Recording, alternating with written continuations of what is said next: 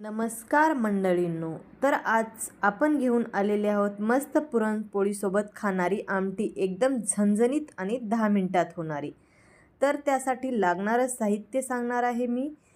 मी कांदा घेतलेला आहे मोठा, त्यानंतर 10 ते 12 लसणाच्या पाकळ्या घेतलेल्या आहेत, 4 लवंग घेतलेले आहेत, त्यानंतर घेतलेली आहे कोथिंबीर, त्यानंतर घेतलेला आहे थोडासा कढीपत्ता आणि 4 ते 5 पीस मी खोबऱ्याचे घेतलेले आहेत। अशा प्रकारे मी 2 चम्मच काळं तिखट घेतलेलं आहे, त्यानंतर 2 चम्मच मी लाल तिखट घेतलेलं आहे आणि 2 चम्मच मी मीठ घेतलेलं आहे।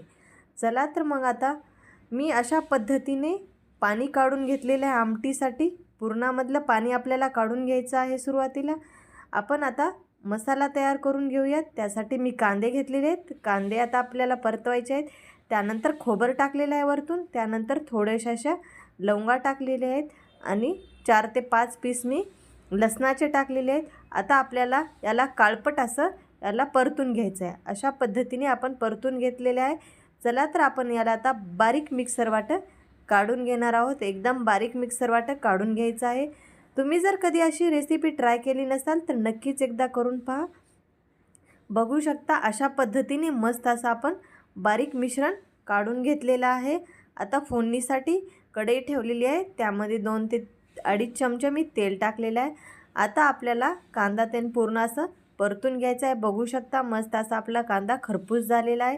त्यानंतर वरतून टाकलेली आहे आपण कोथिंबीरीला आपण परतून घेणार आहोत। आता वरतून आपण मसाले टाकणार आहोत। त्यामध्ये मी टाकलेले आहे लाल तिखट, त्यानंतर टाकणार आहोत आपण काळं तिखट अशा पद्धतीने, आणि याला मस्त असं मिक्स करून घेणार आहोत, जेणेकरून आपल्या कढीला तेल सुटेल।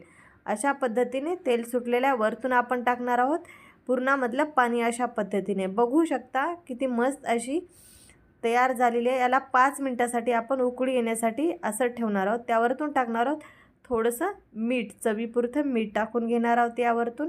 आता याला 5 ते 10 मिनिटासाठी उकळी येण्यासाठी आपल्याला कमी गॅसवर ठेवायचं आहे। थोडंसं हलवून घेणार आहोत।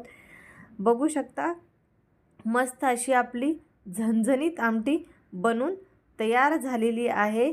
एकदम खायला पण चविष्ट लागते आणि 10 ते 15 मिनिटात होणारी ही आमटी आहे, जास्त वेळ पण लागत नाही।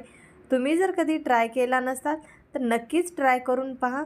जर माझी रेसिपी तुम्हाला आवडली असेल तर चॅनलला सबस्क्राईब करायला विसरू नका, शेअर करा, लाईक करा आणि चला तर भेटू पुढच्या व्हिडिओ।